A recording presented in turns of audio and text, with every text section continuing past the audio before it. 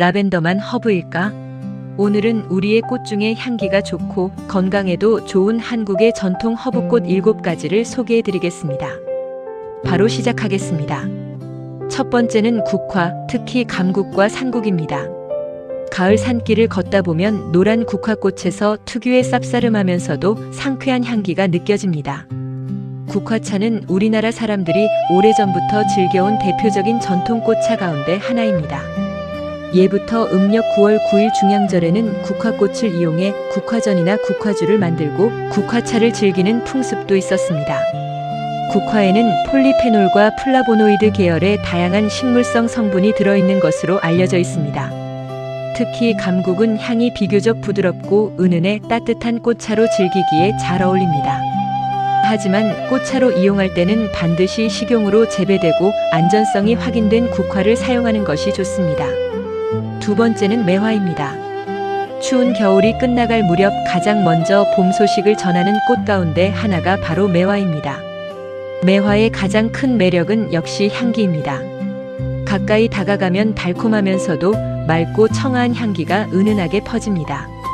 우리 선조들은 매화를 단순히 아름다운 꽃으로만 바라보지 않았습니다. 추위를 이겨내고 다른 꽃보다 먼저 피어나는 모습 때문에 절개와 인내, 고결함의 상징으로 사랑했습니다.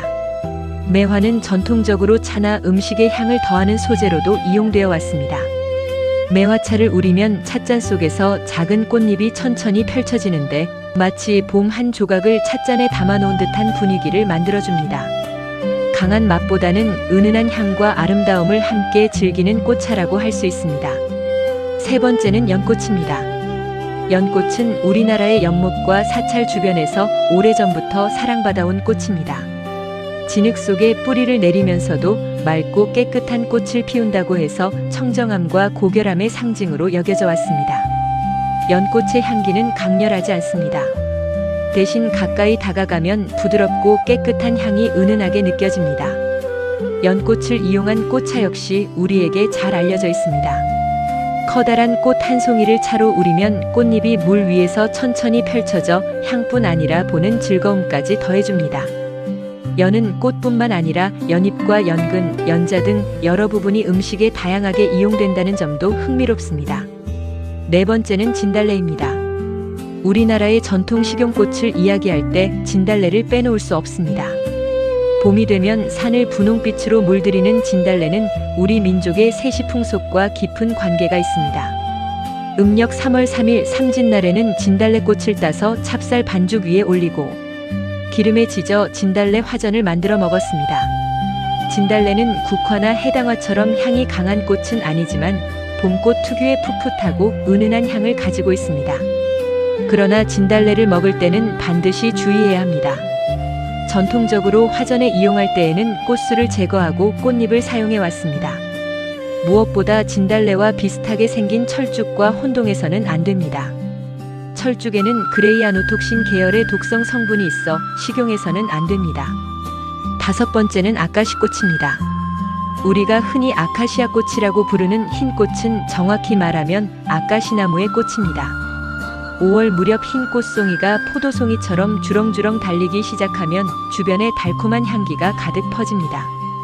이 향기는 벌들도 좋아하기 때문에 아카시꿀은 우리에게 매우 친숙한 꿀이 되었습니다. 아카시꽃의 향을 가까이에서 맡아보면 달콤한 꿀향과 함께 풋풋한 풀향이 느껴집니다. 꽃은 차로 즐기기도 하고 튀김이나 부침 등의 음식에 활용하기도 합니다. 여섯 번째는 동백꽃입니다.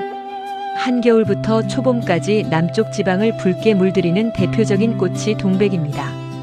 제주도와 남해안, 거제도, 울릉도 등에서는 오래된 동백나무를 쉽게 만날 수 있습니다. 동백꽃은 화려하고 강렬한 붉은색과 달리 향은 비교적 은은한 편입니다. 동백나무는 꽃뿐 아니라 씨앗도 우리 전통 생활 문화와 깊은 관계가 있습니다.